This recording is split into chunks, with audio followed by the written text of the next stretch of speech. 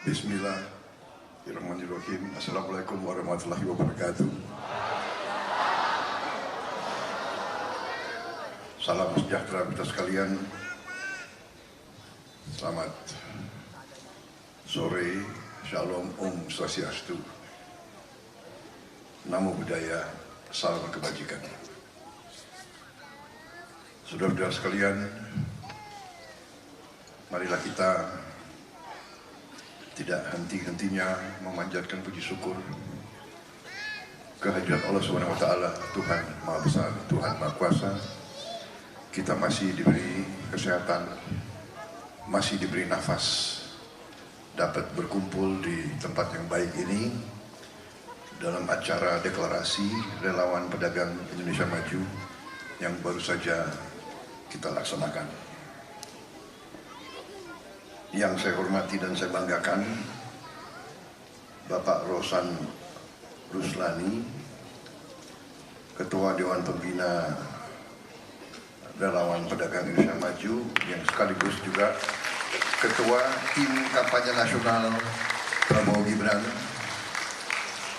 Bapak Haji Mulyadi Jayabaya, Dewan Penasihat Rapim, Saudara Anton Timbang, Ketua Relawan Pedagang Indonesia Maju, Bapak Azari Jayabaya, Sekretaris Jenderal Rapim, Bapak Almer Faik Rusdi, Wakil Sekjen Rapim, para Ketua Rapim tingkat provinsi se-Indonesia yang hadir di sini, para Ketua Rapim tingkat kota kabupaten se-Indonesia, seluruh relawan yang hadir di sini, juga tokoh-tokoh nasional, para wakil ketua TKN yang hadir di sini, Saudara Wisnu Wardana yang saya hormati, Saudara Erwin Aksa yang saya hormati, saya banggakan, Saudara Akbar Bukhori, dan semua tokoh-tokoh nasional lainnya yang saya tidak sebut satu persatu tanpa mengurangi rasa hormat saya. Terima kasih. Hari ini saya diundang dan saya diberi deklarasi dukungan dari para pedagang dari seluruh Indonesia. Saudara-saudara sekalian, benar tadi dikatakan para pedagang adalah penggerak ekonomi. Para pedagang bisa dikatakan adalah pejuang di bidang ekonomi. Para pedagang tidak hanya pejuang, tapi para pedagang adalah yang membangun suatu bangsa. Para pedagang menciptakan lapangan kerja. Para pedagang tidak hanya menjalankan ekonomi, tapi dia membangun suatu kekayaan. Dari kekayaan itu bisa dibayar pajak. Dari pajak itu bisa dijalankan roda negara dan bangsa. Jadi saudara-saudara, bisa dikatakan para pedagang adalah salah satu kunci dari keberhasilan kita sebagai bangsa dan negara. Kemerdekaan kita direbut oleh para pejuang fisik, tapi kemerdekaan kita berhasil dan diisi oleh para pejuang ekonomi. Ini adalah hukum sejarah peradaban manusia. Saudara-saudara, saya mantan tentara, mantan prajurit. Dan sesudah saya berhenti dari tentara prajurit, saya menjadi pedagang. Dan saya mengerti, saya paham betapa berat menjadi pedagang. Jadi jangan dilihat wajah yang senyum terus. Sebetulnya pedagang itu banyak stresnya. Betul.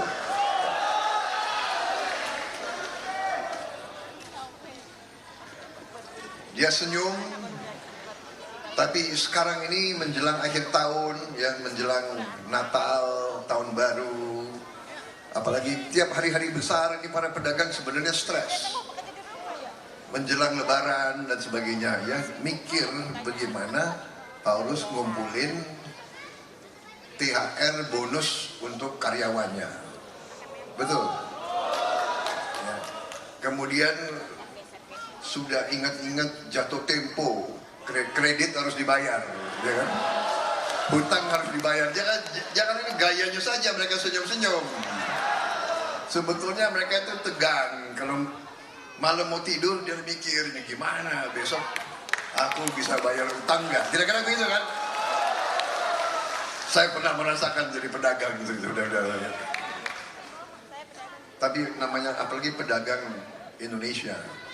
Pedagang Indonesia ini punya ciri khas.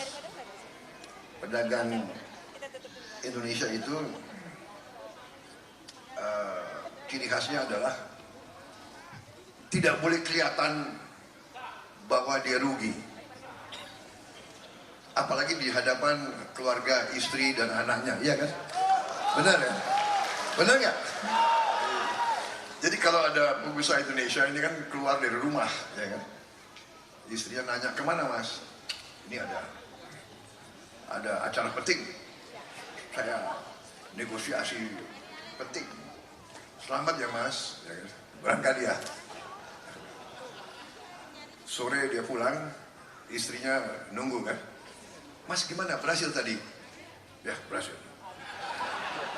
Padahal gak berhasil itu. Ya, ini ketawa berarti benar ya, ya. Yang penting istri dan keluarga tidak boleh tahu bahwa kita stres, ya kan? Dan kita tidak punya uang. Nah itu. Jadi saudara-saudara, pedagang itu sama dengan seorang komandan pasukan tempur. Hampir sama, saya merasakan. Seorang pengusaha harus ambil keputusan, ya kan? Kalau keputusannya salah, perusahaannya bangkrut. Kalau perusahaannya bangkrut, tidak bisa bayar gaji. Sekian ratus karyawan, ada yang sekian ribu, ada yang sekian puluh ribu. Bayangkan, kadang-kadang rumah digade, iya kan? Kalau gagal usahanya, hilang rumah. Saudara-saudara, jadi seorang pengusaha pedagang itu butuh keberanian sama dengan seorang panglima perang. Jantungnya harus kuat. Yang muda-muda, kalau jantung kalian tidak kuat, jangan jadi pedagang, saudara-saudara. Ya. Banyak orang yang takut jadi pedagang, benar nggak? Ya kan, ingin yang aman, ingin yang dapat gaji tetap. Jadi itu seorang pengusaha, makanya dikatakan dia itu wira swasta, perwira, pejuang. Pengusaha itu pejuang, pengusaha itu sama dengan seorang panglima, komandan pasukan tempur. Dia harus ambil keputusan. Kadang-kadang ambil keputusan itu sangat berat, ya kan? Harus ambil risiko, ya kan? Harus ambil risiko. Dan kadang-kadang kita di Indonesia, usaha kita tergantung dari dunia. Ada perang di Ukraina, mempengaruhi kehidupan kita. Harga pupuk naik, harga BBM naik, iya kan? Barang-barang langka, kita mau cari aja susah, spare part susah dan sebagainya. Perang jauh di kita. Kadang-kadang di luar dugaan kita, virus COVID dan sebagainya. Jadi intinya saudara-saudara, saya merasakan bagaimana para pengusaha bergelut tiap hari, berjuang tiap hari, harus ambil keputusan tiap hari, harus analisa tiap hari. Analisa tidak boleh salah, harus bergaul, harus baik sama semua orang, baik sama semua orang, terutama sama bank. Ya.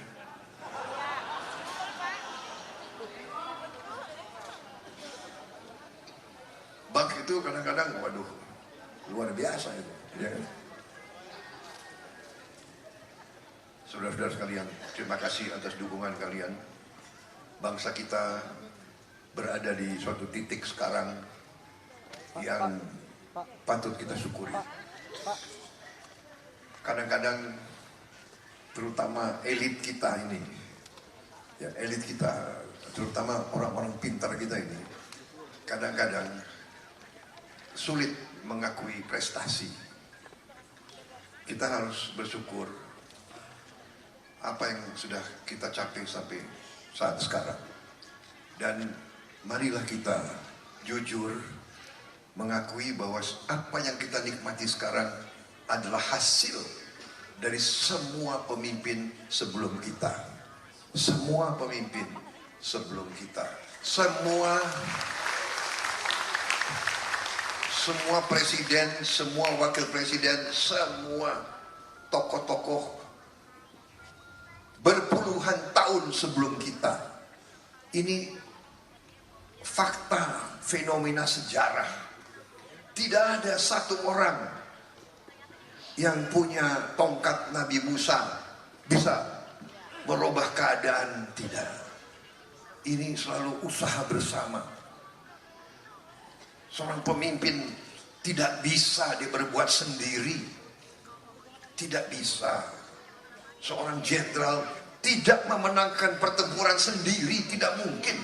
Jenderal itu didukung oleh ribuan prajurit, ribuan tamtama, ribuan sersan, ratusan perwira, letnan, kapten, mayor, baru si jenderal itu. Jadi saudara-saudara, terima kasih dukunganmu kepada saya dan Mas Gibran. Tapi saya tidak pernah sedetik pun berasumsi bahwa saya yang sendiri akan mampu atau hanya dengan beberapa orang mampu untuk berbuat kebaikan. Tidak. Saya sadar sesadarnya saya butuh bantuan banyak-banyak orang, banyak patriot, banyak putra-putri terbaik bangsa Indonesia yang harus kita cari dari sekarang. Saya sadar sesadarnya.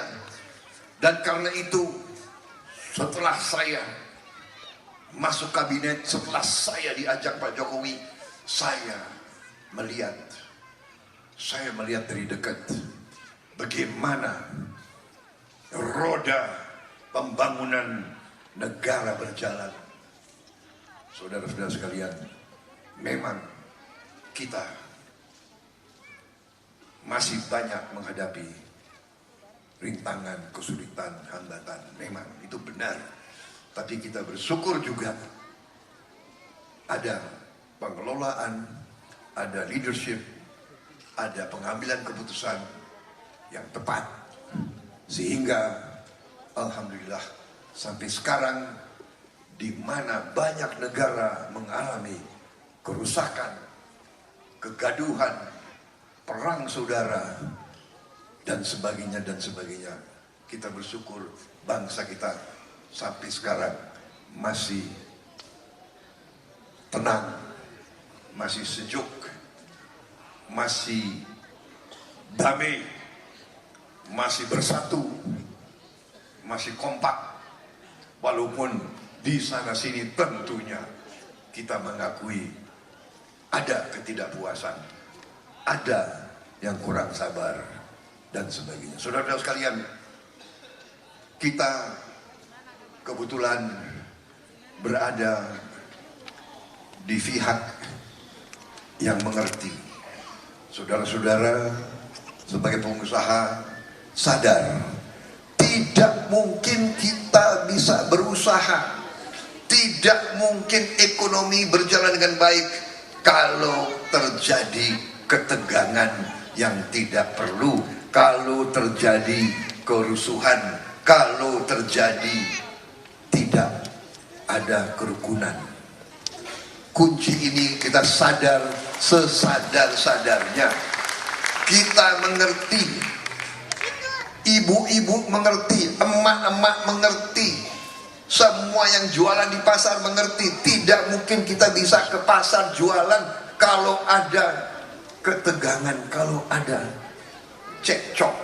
Saudara-saudara, bangsa yang dewasa tidak perlu cekcok-cekcokan, tidak perlu kita terlalu tegang-tegangan.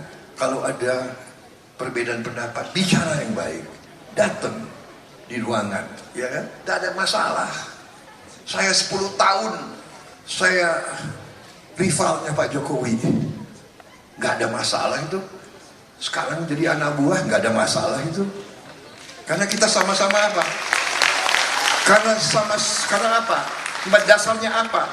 Pak Jokowi cinta merah putih. Pak Jokowi cinta rakyat. Prabowo Subianto cinta merah putih. Prabowo Subianto cinta rakyat. Kalau sungguh-sungguh kita cinta merah putih, kalau sungguh-sungguh kita cinta rakyat, tidak mau kita bikin sesuatu yang membuat merah putih terganggu, yang membuat rakyat kita terganggu. Tidak mungkin. Orang yang mencintai rakyatnya tidak mungkin akan berbuat sesuatu yang merugikan rakyatnya. Tidak mungkin. Dan kalau ada yang hanya untuk ambisi pribadi, ambisi kelompok, ambisi kekuasaan, mau merugikan rakyatnya, sungguh-sungguh dia tidak cinta rakyatnya. Saudara-saudara sekalian, karena itu terima kasih kehormatan yang kau berikan kepada saya dan Mas Gibran. Kita sesungguhnya adalah, yang saya selalu katakan, kita adalah alat yang harus diadakan. Demokrasi kita adalah demokrasi perwakilan, diwakilkan. Harus ada yang diwakilkan. Ya, kita sekarang siap karena kondisi tertentu, dalam situasi tertentu, di waktu tertentu, muncullah Prabowo dan Gibran. Sudah. Pasti lebih banyak lagi pribadi-pribadi anak-anak bangsa yang lebih hebat dari Prabowo, yang lebih hebat dari Gibran. Benar, hanya kondisi sekarang, situasi sekarang, inilah yang saya katakan kami sadar dan kami siap menjalankan tugas kami untuk tidak mengecewakan dukungan dan kepercayaan dan harapan yang saudara-saudara berikan kepada kami. Kita mengerti kondisi bangsa kita. Tidak perlu saudara-saudara sebagai kelompok pengusaha yang paling tahu kondisi bangsa kita. Kita negara yang sangat kaya. Tidak dapat dipungkiri kekayaan tersebut.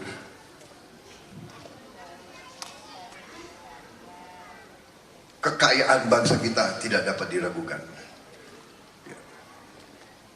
Nusantara kita, gugusan kepulauan ini, diberi karunia yang luar biasa. Tanah kita, air kita, luar biasa karunianya, kekayaan itu.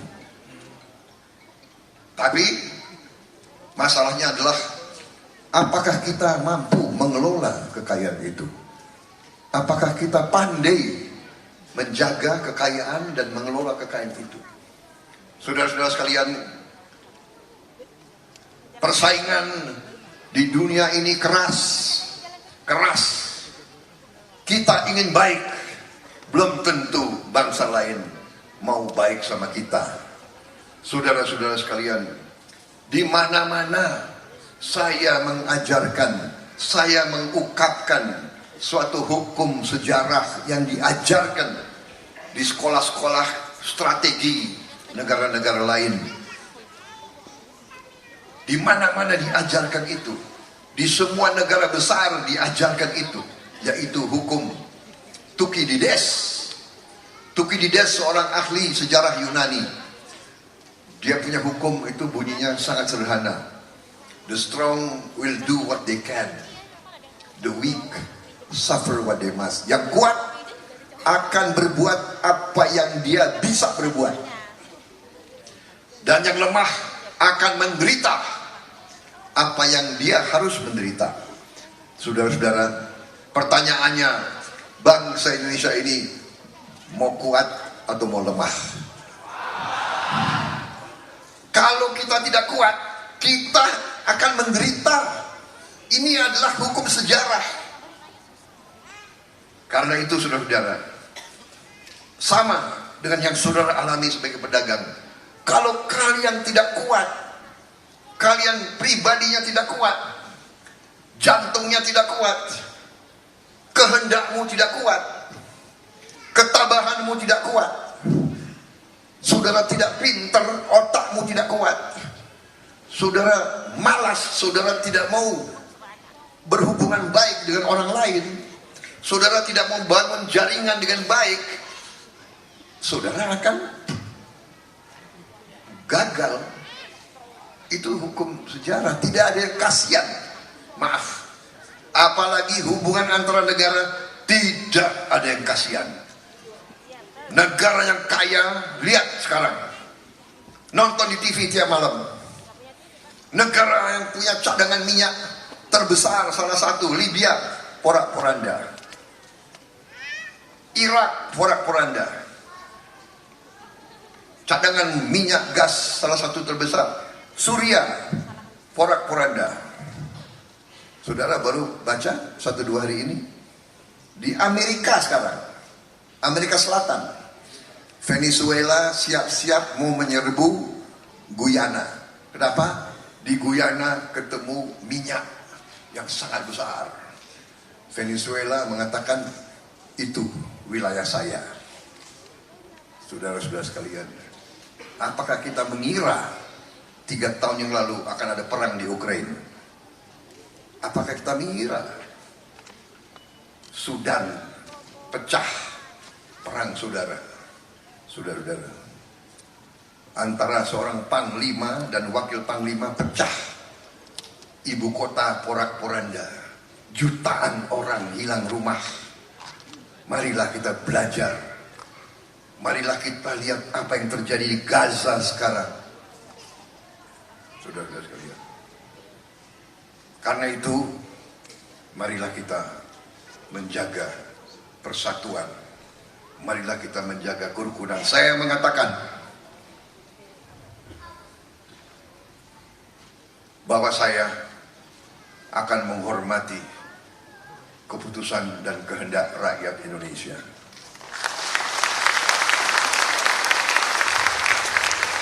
Siapapun yang dipilih oleh rakyat Indonesia, saya akan hormati. Dan saya sudah buktikan 2 kali saya kalah dengan Pak Jokowi, saya datang ke pelantikan Pak Jokowi. Saya tidak pernah tidak datang. Saya hormat sama beliau yang terima mandat, dan kedua kali malah saya diajak bersatu untuk membangun negeri ini. Saudara-saudara, siapapun yang menang nanti mendapat mandat, saya akan hormat. Kalau bukan saya yang menang, saudara-saudara sekalian.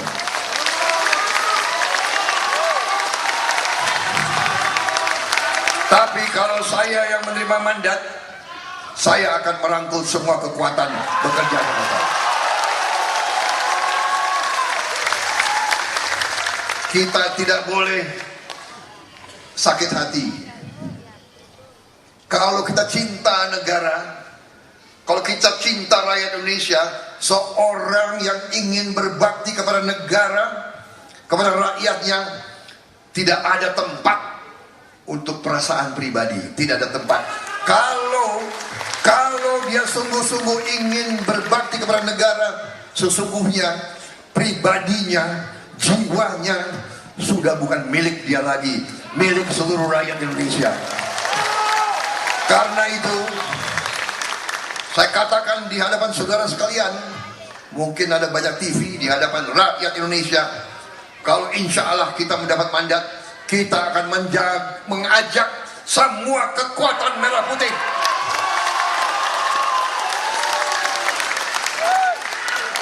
dalam suasana kampanye biasa itu, ya kan, panas-panasan. Tapi kita, terima kasih, saya senang sama saudara-saudara sekalian. Kita selalu sejuk. Kita selalu gimana?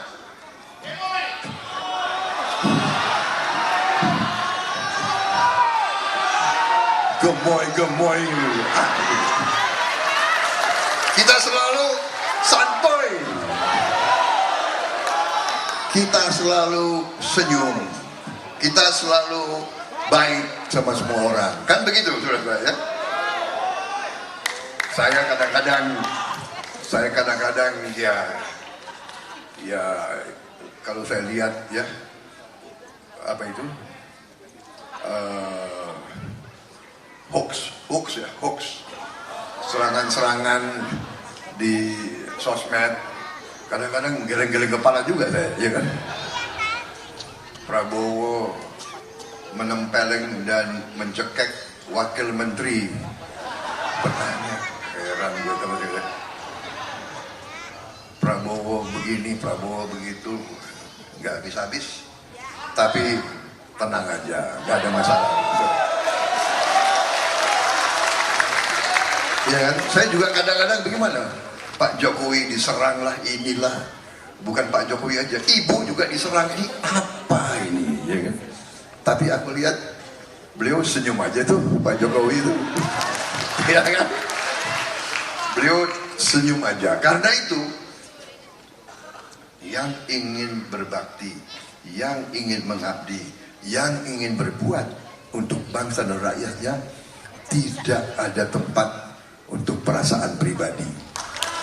Jadi ya sudah, itu risiko kita, dan beliau sangat tenang, beliau fokus. Saudara-saudara, saya kira intinya itu yang ingin saya sampaikan. Sebenarnya saya ingin bicara lagi tentang visi dan misi ya.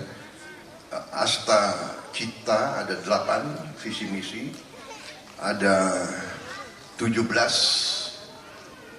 program prioritas, dan ada 8 program hasil cepat, hasil terbaik cepat. Dan dari situ juga kalau tidak salah penjabarannya adalah ada 629 rinciannya. Apa perlu kita dalami itu? Mungkin butuh waktu 3,5 jam kira-kira.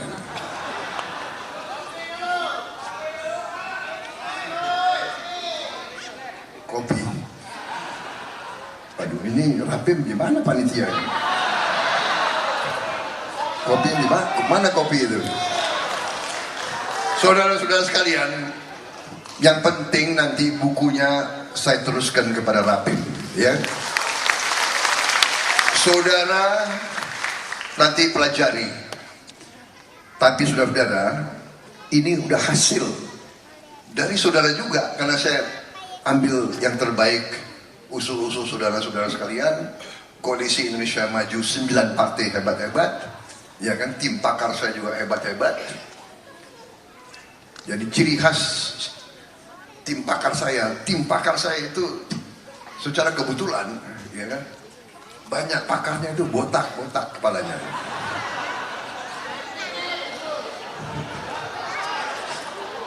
Termasuk ketua tim kampanye nasional saya itu. Tapi ciri khas orang botak itu, orang botak itu kalau botaknya di depan, dia pemikir.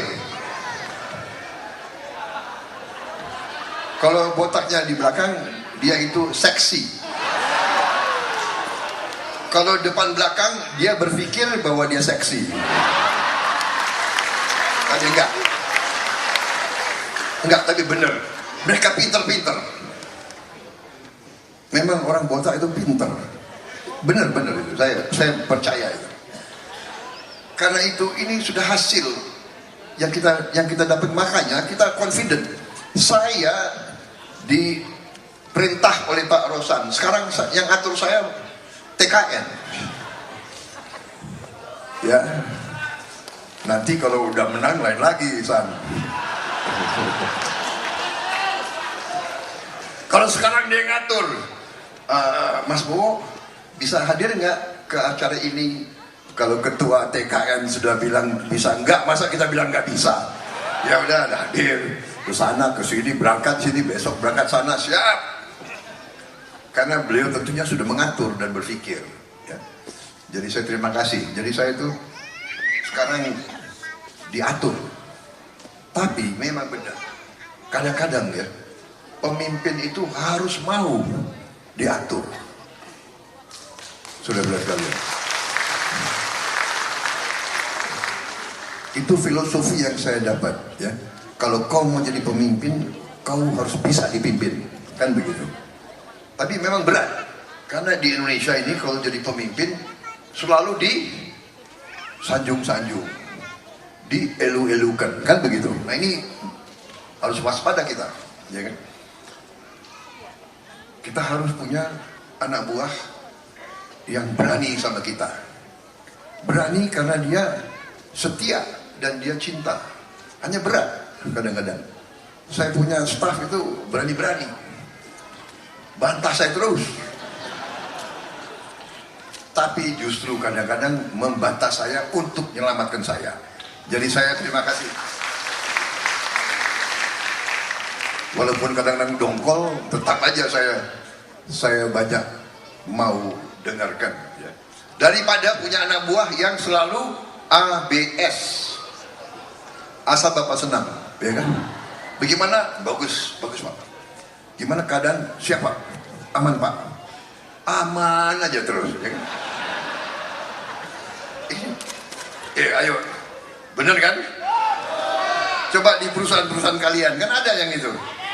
Bener nggak? Pengalaman saya di tentara, ya kan? Kadang-kadang pangkat yang rendah itu lebih berani, lebih jujur dari yang tinggi-tinggi. Karena yang tinggi-tinggi kan berharap lebih tinggi lagi, ya kan? Bener nggak? Jadi dia takut untuk bicara apa adanya. Kalau si kopral nggak ada urusan, bener nggak? Dia sering mengatakan dia berani bantah. Saya sering dibantah. Saya jenderal sering dibantah oleh kopral, oleh sersaan. Tapi saya terima. Oh iya, maksudnya baik. Dia mau menyelamatkan saya. Jadi saudara-saudara sekalian, intinya kita optimis. Masa depan kita hebat. Saudara-saudara sekalian, masa depan kita hebat. Yang Maha Kuasa memberi kepada kita kekayaan luar biasa. Dan kita bersyukur pemimpin-pemimpin kita sampai sekarang telah menjaga bangsa Indonesia tidak terlibat dalam pertikaian apapun dengan negara-negara lain. Saudara-saudara, politik luar negeri kita adalah ingin bersahabat dengan semua negara, ingin punya hubungan baik dengan semua negara, menghormati semua negara. Kita tidak mau bagian dari blok apapun. Kita adalah non-blok, kita adalah bebas aktif.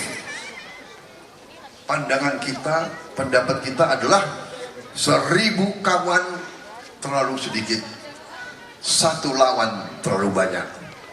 Untuk itu ini yang menjaga kita. Kita tidak mau terlalu ke kiri, kita tidak mau terlalu ke kanan, kita selalu di jalan tengah. Kita selalu akan cari yang baik, kita selalu ingin menghormati yang baik. Kita kalau ada kesulitan, kita cari solusi dengan negosiasi, dengan musyawarah, dengan cari selalu jalan tengah. Jangan mau menang sendiri, jangan sikap selalu merasa diri kita paling benar.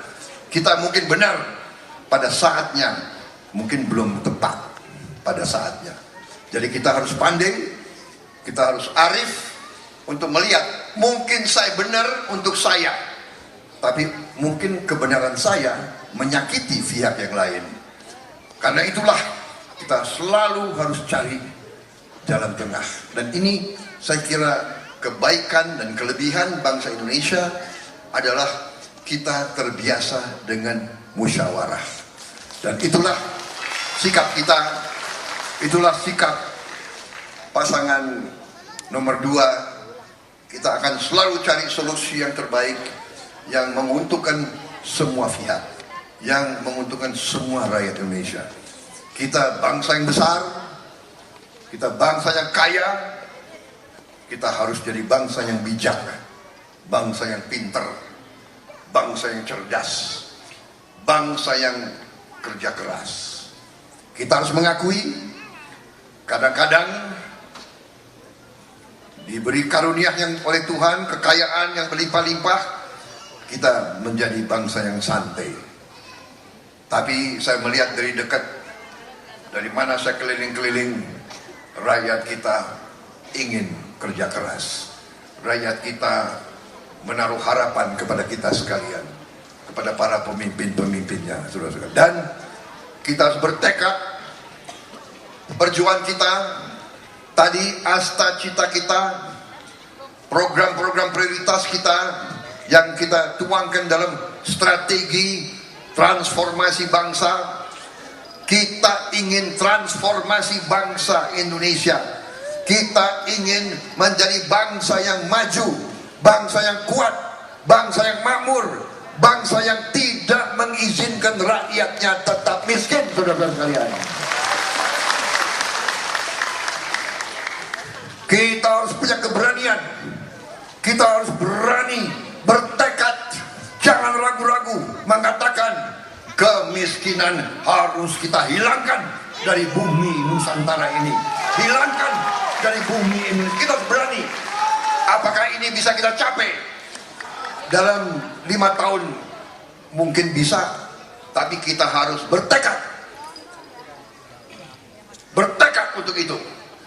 Nanti keberhasilan akan datang kalau kita punya tekad yang benar, tekad yang ikhlas, tekad yang tulus, saudara-saudara sekalian. Karena kekayaannya ada, sekarang tinggal kita pandai atau tidak mengatur dan menggelontorkan kekayaan itu bisa dinikmati oleh seluruh rakyat Indonesia, saudara-saudara sekalian. Saya punya keyakinan kita bisa. Saya sudah pelajari dengan pakar saya, tim pakar kita, dengan landasan yang kuat dibangun oleh Pak Jokowi. Semua program beliau yang berpihak kepada bangsa dan rakyat kecil, hilirisasi, target-target yang beliau sudah capai, program-program yang beliau sudah lakukan harus kita lanjutkan, harus kita perbaiki, harus kita tingkatkan, saudara-saudara. Kita harus meneruskan apa yang sudah baik, arah yang sudah benar. Jangan kita menclong ke sini, menclong ke sana. Jangan poco-poco hanya untuk dansa, poco-poco tidak boleh untuk bernegara. Maju 2 langkah, mundur 3 langkah, bukan pembangunan suatu bangsa dan negara. Saudara-saudara sekalian, kita optimis, kita akan mencapai Indonesia maju, kita akan mencapai Indonesia makmur. Sampaikan ini kepada seluruh rakyat Indonesia melalui jaringan saudara-saudara sekalian. Kita harus turun ke tingkat yang paling bawah, ke akar yang paling bawah. Saudara-saudara sekalian, saya percaya saudara-saudara punya jaringannya. Kita yakinkan mereka di bawah. Kadang-kadang ya, yang hiruk pikuk hanya sedikit di atas, ya kan, kita juga nggak jelas mereka kesetiaannya kemana, perlu kita pertanyakan. Ya mungkin ada yang lebih setia kepada kekuatan asing daripada kebangsanya sendiri, terserah. Kita punya keyakinan, optimisme yang sangat besar bahwa kita bisa membawa kemakmuran kepada rakyat Indonesia. Dan saya tutup sambutan saya dengan menyampaikan salah satu program unggulan kita yang sangat strategis, tentunya hilirisasi. Hilirisasi. Kita tidak mau mengizinkan bahan baku kita dijual murah ke bangsa asing. Cukup. Sudah cukup. Sekian ratus tahun kau ambil kekayaan kita murah, cukup. Sekarang bangsa Indonesia mengatakan semua bahan baku kita harus diolah di bumi Indonesia, saudara-saudara. Pabrik-pabriknya harus di Indonesia, saudara-saudara. Pakar ahli boleh datang ke sini, investor monggo silakan, tapi pabriknya harus di Indonesia, smelter harus di Indonesia, refinery kilang minyak harus di Indonesia, pengolahan harus di Indonesia, saudara-saudara sekalian. Ini mutlak. Nilai kita akan naik, nilai tambah kita naik. Saya tidak akan mengulangi terlalu rinci. Tapi yang kedua, kita harus berani sekarang turun langsung intervensi. Dan untuk itu, manakala Prabowo Gibran menerima mandat dari rakyat, tentunya bersama tim kita, saudara-saudara sekalian, kita akan melaksanakan pemberian makan siang dan susu untuk semua anak Indonesia, termasuk yang masih di kandungan ibunya, karena dia 9 bulan di kandungan ibunya dan ibunya harus kita dukung. Dengan ini masa depan bangsa Indonesia, anak-anak Indonesia akan tumbuh kuat, kuat sel otak, kuat sel otot, kuat sel tulang. Anak-anak Indonesia akan tumbuh menjadi warga negara yang cerdas, yang kuat, yang bisa bekerja, yang bisa membawa Indonesia benar-benar menjadi negara makmur dan kuat.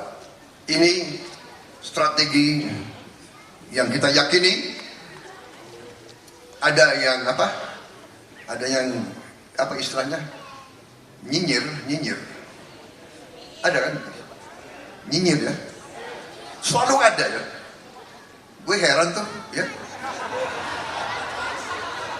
Bangsa Indonesia kok selalu ada yang nyinyir ya.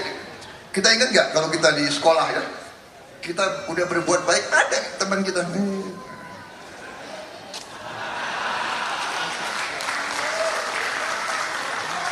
nyinyir begitu kan? Iya, nyinyir kayak gitu kan? Apa bisa? Selalu apa bisa? Belum dicoba udah apa bisa? Itu namanya menyerah sebelum bertarung. Ya itu yang dibilang oleh Bung Karno, ya kan? Bangsa tempe. Padahal tempe sebenarnya enak gitu. Maksudnya bangsa lemah, ya kan? Kita punya cita-cita yang gemilang. Apa bisa? Bung Karno pernah mengajarkan kita, gantunglah cita-citamu setinggi langit. Ini, tapi kita sudah hitung, kita sudah simulasi dengan angka-angka, ternyata 76 negara di dunia sudah memberi makan siang untuk anak-anaknya. 76 negara. Dan sekarang kalau tidak salah ada tambahan 6 negara lain yang sedang menyiapkan. Dengan Indonesia berarti 7 negara. 76 negara sudah.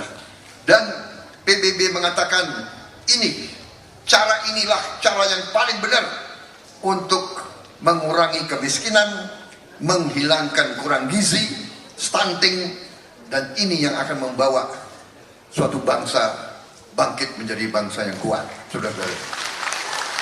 Ya kan? Jadi tenang saja kalau ada yang nyinyir itu sedikit, ya kan? Saya sudah hitung sedikit, orangnya itu juga, ya kan? Orangnya itu negatif, selalu negative thinking, ya. Kita positive thinking. Dan rakyat menangkap. Mereka mengerti. Ibu-ibu mengerti. bapak-bapak mengerti, anak mereka adalah milik mereka yang paling berharga. Mereka masih mungkin hari ini, mungkin mereka merasa, saya mungkin hari ini kurang mampu. Anak saya harus punya masa depan yang lebih baik dari saya, saudara-saudara. Dan itu tekad kita.